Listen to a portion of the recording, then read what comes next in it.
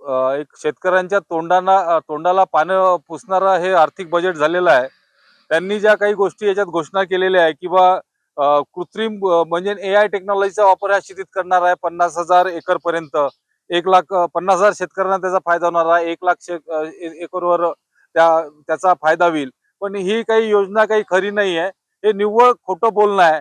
त्यानंतर 2 वर्षात 500 कोटीचा निधी शेतीला कशाला देणार आहे? इकडे शेतीच्या प्रत्येक मालावर जीएसटी कर लावलेला आहे. त्यांनी स्प्रिंकलर घेतलं, त्यांनी ट्रॅक्टर घेतला का, त्यांनी अजून कोणती वस्तू घेतली का?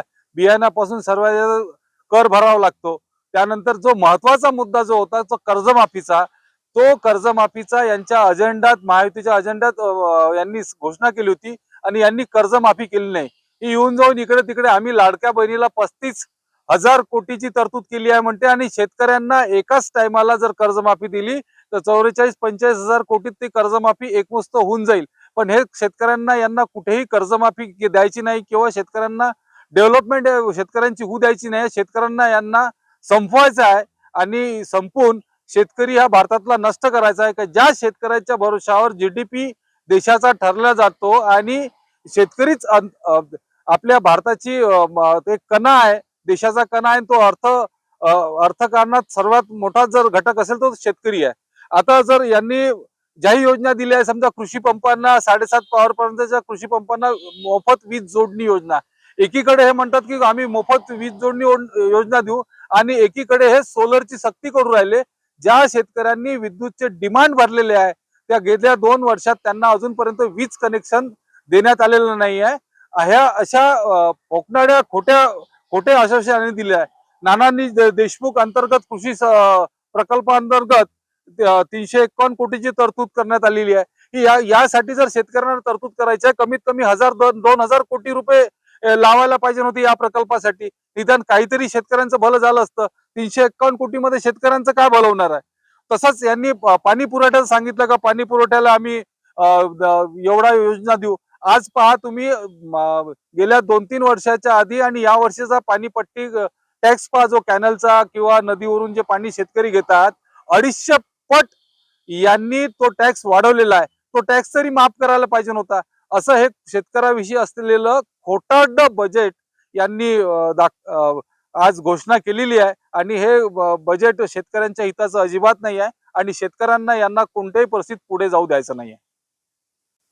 आज जे अर्थसंकल्प अजित पवार साहेबांनी घोषणा केली, समजा अर्थसंकल्प मांडलं, ते अतिशय शेतकऱ्यांसाठी अर्थसंकल्प आहे ते. कारण ज्या आशेने शेतकरी बघत होता की कर्ज माफ होईल, तर ते कर्ज काही त्यांनी माफ केलं नाही आणि अशा भरपूर योजना दिल्या, त्या सगळ्या योजना फार फसव्या आहे.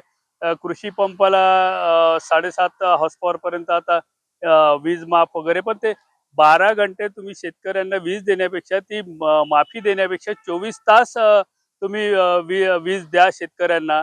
आणि बाकीच्या ज्या 500 कोटी दिल्या आहेत, कशात दिल्या? तुम्ही हमी भाव द्या, त्यांना काही सल्ल्याची गरज नाही. शेतकरी स्वतःच खूप हुशार आहे आणि शेतकरी जेव्हा चांगला पिकवतो त्याला तुम्ही जर भाव नाही दिला तर तो फार नाराज आणि आर्थिक संकटात जातो.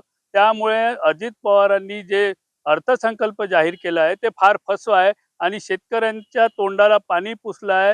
लाडक्या बहिणींना 2100 रुपये, लाडक्या बहिणींना सगळे पैसे दिले आहे आणि महाराष्ट्राची तिजोरी ही खाली केली आहे आणि त्याच्यामुळे सगळं नुकसान झालेलं आहे. म्हणून शेतकऱ्यांचा जे महाराष्ट्राचा पाठीचा कणा आहे तो मोडण्याचा ही सरकार जास्तीत जास्त भर देत आहे. कर्जमाफी त्यांच्या झाली होती त्यांना, त्यासोबतच त्यांनी जे जाहीरनाम्यात कर्जमाफी दिली होती, म्हणजे जाहीर केली होती, ते कर्जमाफी त्यांनी या बजेटमध्ये मांडली नाही आहे. आणि तुरीचा भाव, सोयाबीनला भाव आणि कापसाचा फार बेकार परिस्थिती आहे. आणि त्यांनी सांगितलं होतं की 20% आम्ही जी भर आहे ती आम्ही, जी तफावत आहे ती आम्ही भरून काढू, पण त्या बजेटमध्ये यांनी काहीच बोलले नाही आहे. त्याच्यामुळे शेतकरी फार अडचणीत आलेला आहे आणि पुढे शेतकऱ्यांचा काळ फार वाईट येईल आणि शेतकरी हा निस्तानाबूत होईल असं मला वाटते. तसेच आपण या बजेटमध्ये दुसरी बाजू पाहिली असेल की रस्ते विकासासाठी फार मोठे पैसे दिलेले आहे. म्हणजे त्यांचं जास्तीत जास्त लक्ष ठेकेदारांवर आहे. शक्तीपीठ, पुन्हा ते गडचिरोली जिल्ह्यात 500 कोटी, रस्ते विकास आणि बांधकाम इन्फ्रास्ट्रक्चर तेही गरजेचं आहे, पण ते एवढं गरजेचं नाही जेवढा गरजेचा शेतकरी आहे.